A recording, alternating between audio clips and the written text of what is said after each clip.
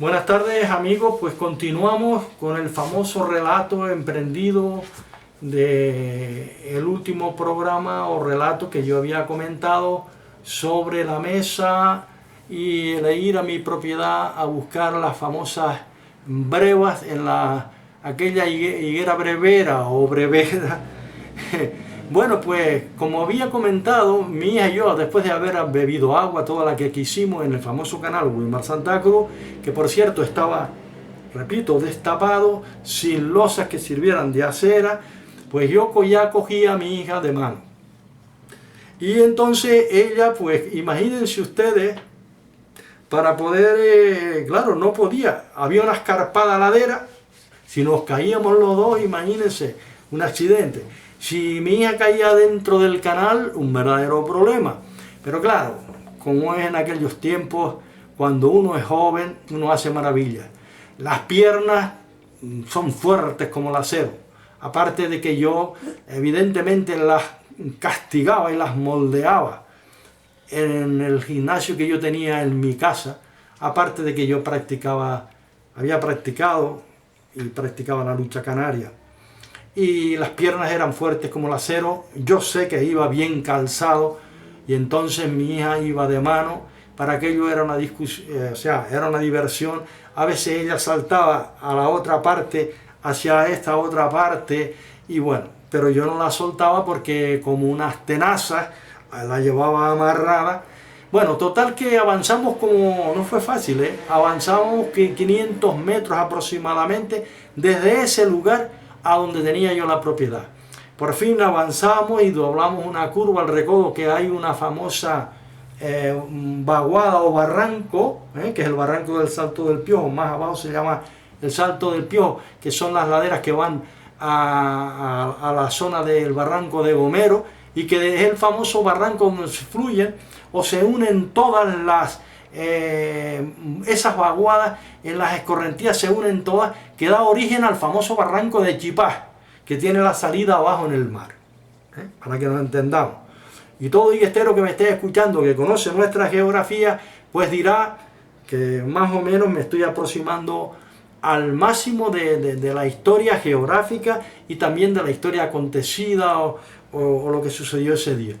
Bueno, pues después de haber logrado para sortear todo ese tipo de peligro, porque por mí en cuestión, hombre, me podía caer, podía ocasionarse una caída, pero a quien yo más en este caso tenía miedo y por eso con el espíritu de conservación y cuidado era con mi hija, que era más pequeña, y ella en su ignorancia podía cometer cualquier irregularidad y nos podía ocasionar un accidente.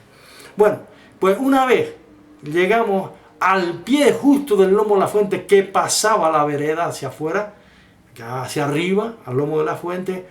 Cuando llegué a la brevera, oiga, es triste tener que comentar después de tantos años este relato. No había ni siquiera ni un solo higo, ni una sola breva para probar y echar en mi boca. Ni siquiera una para endulzar mi boca. Los amigos de lo ajeno o la amiga de lo ajeno se había aprovechado como se aprovechó con damascos, con cochinilla y con muchas frutas en la histórica mesa. Porque sobre los años 70, ya todo higuestero, los propietarios dijimos no, y eso siguió dando fruta a pesar del abandono, siguió dando fruto y otras se beneficiaron de esa fruta. ¿Cuál fue mi decepción? Imagínense, ni una sola breve, ni una. Entonces, ¿qué hacer en tal situación? Yo con mi cesta o mi barqueta vacía, después de todo aquel esfuerzo aventurero, yo con mi hija, cansado, ya había bebido agua, por supuesto, fue muy duro aquella tarde. Pero ahora, ¿qué sucedía? Bueno, lo que sucedió fue lo siguiente, digo, bueno, ¿cómo me voy yo a ir sin llevar algo de fruta a casa? Como yo había aquellos días antes, por el sábado, había desayunado allí con brevas y con higos picos, son unos higos picos que estaban cerca del canal, y eso eran riquísimos, porque no tienen granilla, entonces esos higos picos o higos tunos eso era todo, parecían turrones de azúcar, como decían los viejos. Y así me sabía a mí también, con el pan que llevaba y tal, y entonces lo combinaba y eso era el mejor desayuno que se puede usar que podía usar en aquellos tiempos. Bueno, pues entonces yo había llevado unas cogederas se llama unas tenazas de coger higos picos también, porque yo digo, bueno, si cojo unos pocos de higos picos, más unas brevas y tal, así combino los dos tipos de fruta, ¿no? Pues entonces digo, bueno, pues aquí la alternativa y solución es coger higos picos. Como esos higos estaban muy cerca del canal, ya te digo, estaban, como decía mi padre, amanzanados. Eran preciosos, tienen un color diferente a los que son de riego, a los que se riegan abajo en las costas, etc. Bueno, como eran higos picos blancos, porque los hay blancos, amarillos, los hay con chinchinos, hay varias clases dentro de ellos. Pues entonces yo, ¿qué hago? Al lado mismo, en una de las cadenas o huertas, hago una pequeña era, con piedras, rápidamente, pum, pum, pum, pum, pum. Y digo esto porque uno ya estaba acostumbrado, se crió en este tipo de educación, bien cultural o como fuera, y entonces hice una pequeña era que saben lo que es un barridero, para echar los higos picos que se van cogiendo y después se barren, porque eso tiene pico, para después llenar la cesta.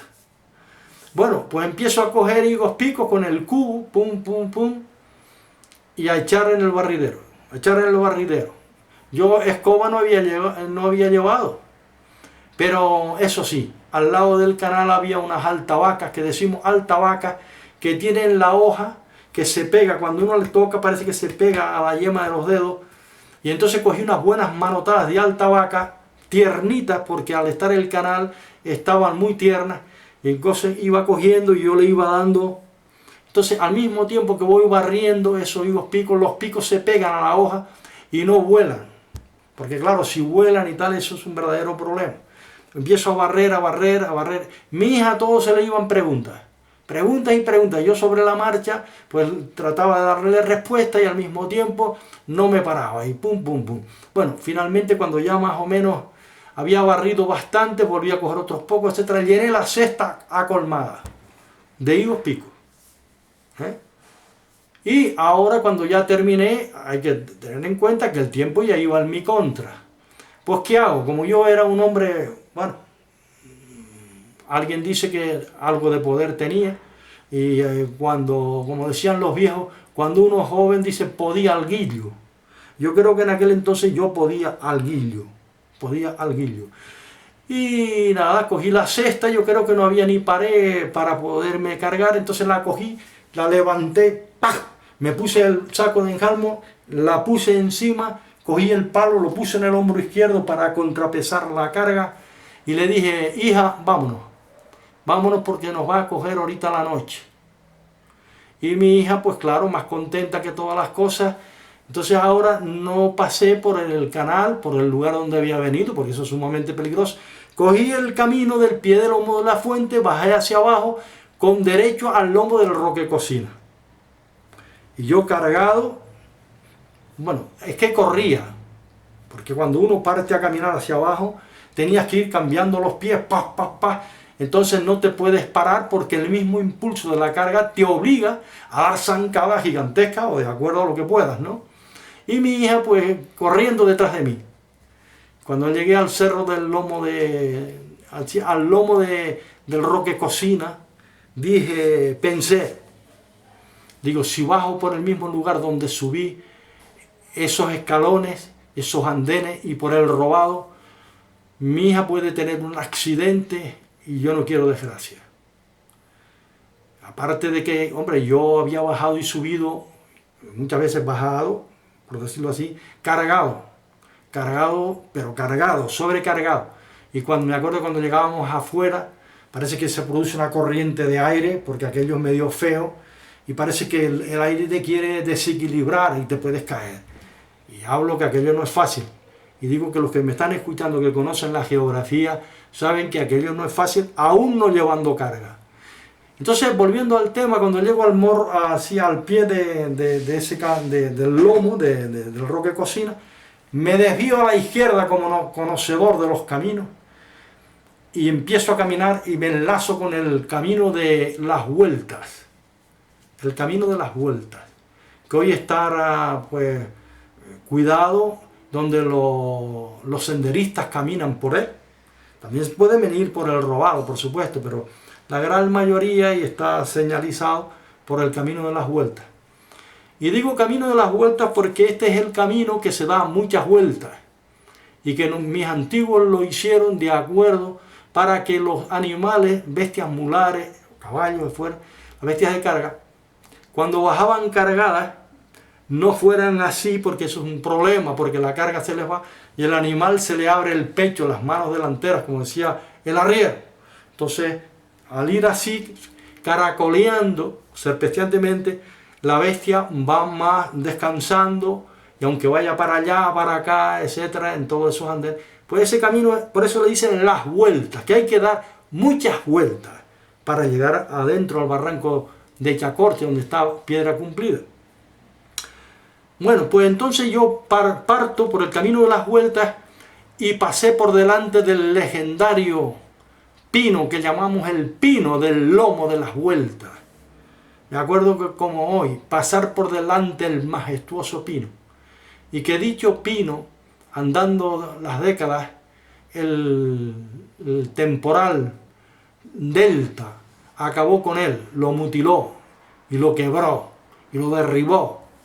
Y según he podido observar desde mi pueblo, desde aquí abajo, parece que vuelve otra vez a reabrotar, pero que el famoso pino, que era alto, era un punto de referencia y estero, el pino del lomo de las vueltas.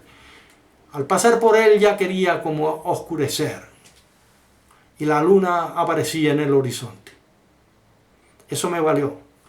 Y entonces yo, a una marcha bastante rápida, dando largas zancadas a pesar que iba cargado, empecé, mi hija iba corriendo detrás de mí, yo a veces me paraba cargado para que ella me alcanzara. Y ella habla que te habla. Era normal, porque yo entiendo que la niña intuía probablemente de que al estar haciéndose de noche, aunque iba acompañada de su padre, ya le daba como cierto temor. Valga en verdad.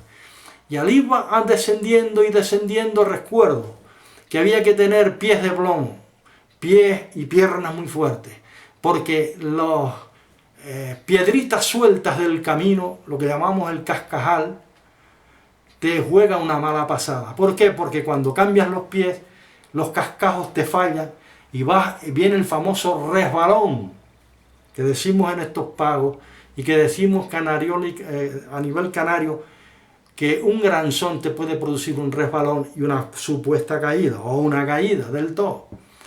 Bueno, pues yo en una ocasión recuerdo que cuando iba di un fuerte resbalón y entonces me quedé en cluquillas con la carga encima e hice así una flexión y me puse en pie. Hombre, si es en estos tiempos no la cuento. Me voy y siento el culo en el suelo, hablando vulgarmente, o las asentaderas, ¿no? Pero en aquel entonces volví a incorporarme, pues nada, y mi hija seguía hablando, entonces al pasar a la altura de la Jurada de Chafache, a mi hija le llama mucho la atención, porque ya la luna salía y se introducía la luz a través de la Jurada. Como sabemos, aquello pues fue hecho a través de la erupción volcánica y es la cueva horadada que todos conocemos, que es muy preciosa, de tantas juradas o cuevas horadadas que hay en nuestro pueblo. Porque ¿quién no conoce la del Agujero? O la jurada que está donde está el famoso corral por encima de Chafache, en la ladera de Viera. O ¿quién no conoce la jurada que está por encima de la Cuesta de las Tablas, donde está la torre? Es que seguimos a la que están los óiganos. Es que tantas y tantas juradas, que están en el Lomo Macho y así sucesivamente. Muchas juradas por la orografía del terreno o las erupciones volcánicas fueron las que hicieron estas juradas. Y mi hija me llama y me dice, papá, y tal. Yo me paré, entonces le presté atención, porque claro, ella insistentemente, papá, papá, dice, mira la ventanita, mira qué ventanita, mira qué... Claro, como niña le llamaba la atención que la luna entrara por la jurada, y entonces ella lo consideraba una ventana, ella decía la ventanita. Entonces yo le expliqué, sí, hija, esto lo llamamos nosotros la jurada, y ella hacía alusión, claro, yo de siempre, toda la vida, nos era conocido a todos los higuesteros, de la famosa jurada. Y la famosa jurada es donde está el famoso poblado aborigen, Huanchi, lleno de cuevas aborígenes. Y que por detrás de la jurada, que por cierto esa jurada es de tío Daniel, de la gente de María del Rosario, Padrón, y de Martín, de Máximo Martín, esa jurada, esa propiedad, ese terreno. Y detrás de esa jurada está la famosa fuente de Chafache, que era propiedad de John Manuel Ruiz, y que yo no le he puesto el nombre, pero nosotros el mote, para diferenciarnos, se llamaba John Manuel Ruiz el Sencillo. Esa propiedad era de él.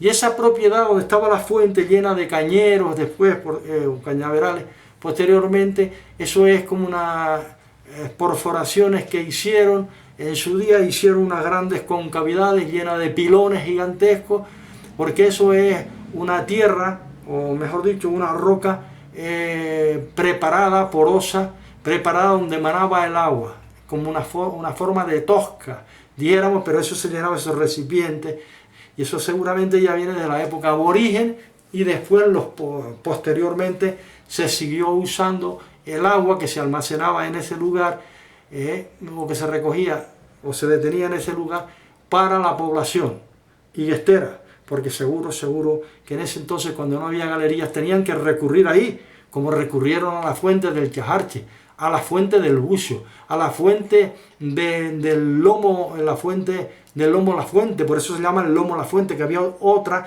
y sigue dando agua, por cierto, que da a la antigua casa de la Mesa, al antiguo caserío, a las haciendas de la Mesa. Y que el agua, me acuerdo de ir yo, cuando iba a la Mesa, al lomo de la fuente, y estaba todo verde, y oír un poco cómo el agua descendía. Después también, claro, la visitaron mucho los cazadores, porque allí iban a beber las palomas, bueno, y entonces los cazadores iban a cazar las palomas allí. Bueno, pues volviendo al tema, después de pasar hacia adentro, y a buen paso, pum, pum, pum, mi hija casi corría, hablaba conmigo, yo me paraba, la esperaba y así sucesivamente, hasta que llegué a la famosa Cueva Cumplida, Barranco de Chacorqui, cargado hasta los topes. Yo creo que el peso podía oscilar entre 40 y 50 kilos, no, por lo menos. Pero bueno, yo iba sudoroso, pero con una resistencia impresionante. No había descansado la cesta de mi hombro desde que me cargué al pie del lomo de la fuente, a pesar del camino aun cuando, repito, di el resbalón, que me quedé en cluquillas, que hice esa flexión, subí rápidamente y yo continué la marcha. Había paredes en los extremos, más adentro, etcétera, para descargar y descansar un poco, pero no lo hice. Y claro, cito del Morro de Chafache porque cuando ya yo bajo por todo ese barranco abajo, sin tregua, llegué al famoso Morro de Chafache. Y por eso hago mención que fue la última vez, en el año 1981 aproximadamente, donde yo, al llegar al famoso trapecio, al famoso Morro de Chafache, el hito higuestero donde descansábamos y que Chofeli citaba con tanta frecuencia, de firme como el Morro de Chafache, ya era de noche.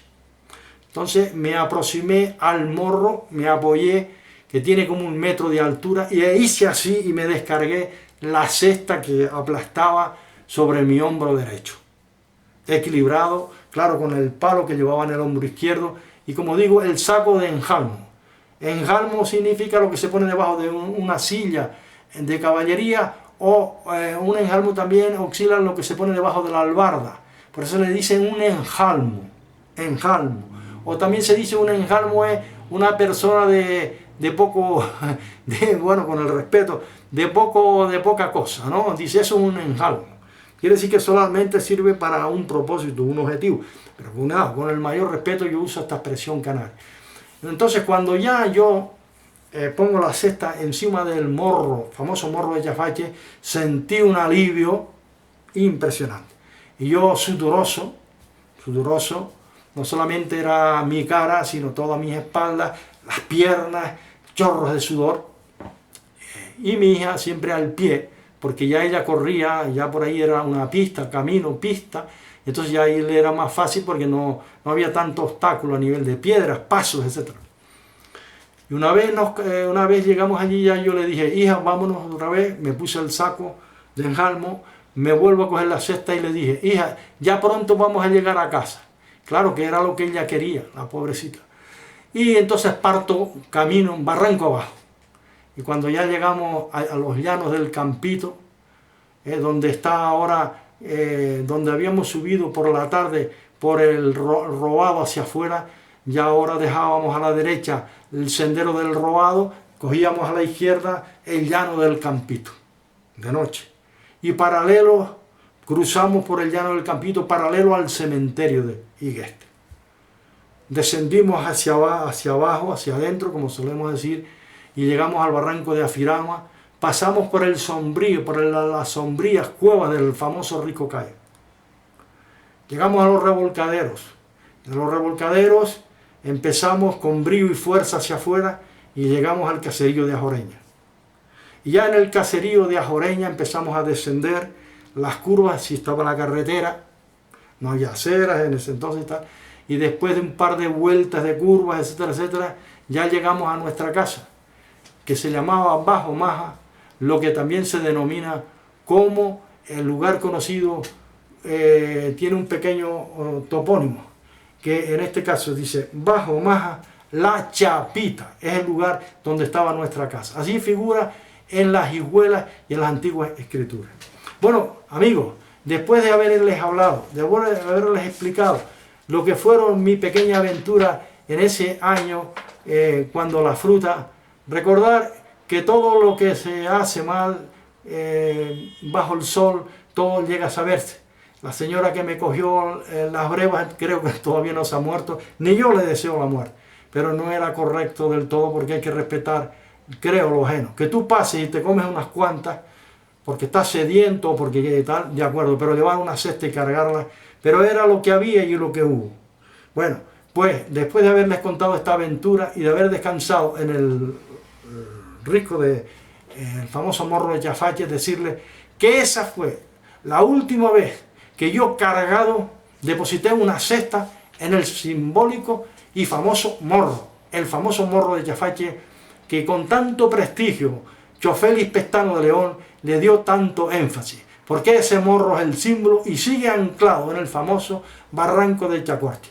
Y que las escorrentías del año 1826, que eso fue cuando se llevó el castillo a la Candelaria, cuando causó tantos estragos y tantas muertes en la isla de Tenerife, bien pudiese ser que en ese entonces fue arrastrado y depositado allí. Pero después, el fenómeno del año 1948, que fue una escorrentía donde se llevó los animales, las cabras de Angelito y de Pablo en el famoso barranco de Chacorche, e hizo transformaciones, se llevó higuerales y viñedos y transformó todo en la extensión del barranco, no se pudo llevar al famoso morro de Yafache. Pues después de haberles hablado y explicado sobre este pequeño relato, vamos a seguir, amigos, dando explicación con más detalles sobre nuestro pueblo, porque tengo tantas y tantas cosas que contar sobre mi pueblo y escritas sobre mi pueblo, que aunque el libro no se haya publicado, yo quería mencionarlo oralmente, porque ese es mi deseo. Pues nada, muchísimas gracias por haberse incorporado, por haberme escuchado, y termino deseándole a todos buenas tardes y nos veremos pronto en el futuro. Muchas gracias.